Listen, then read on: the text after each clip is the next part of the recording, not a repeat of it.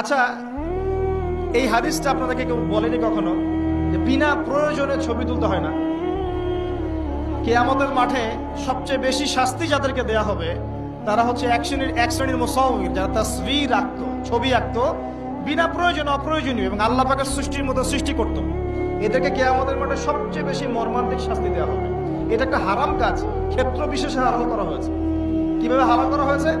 Passport সাইজের ছবি ছাড়া আমার ভিসা হবে না, আমার পাসপোর্ট হবে না, আমার এনআইডি কার্ড হবে না।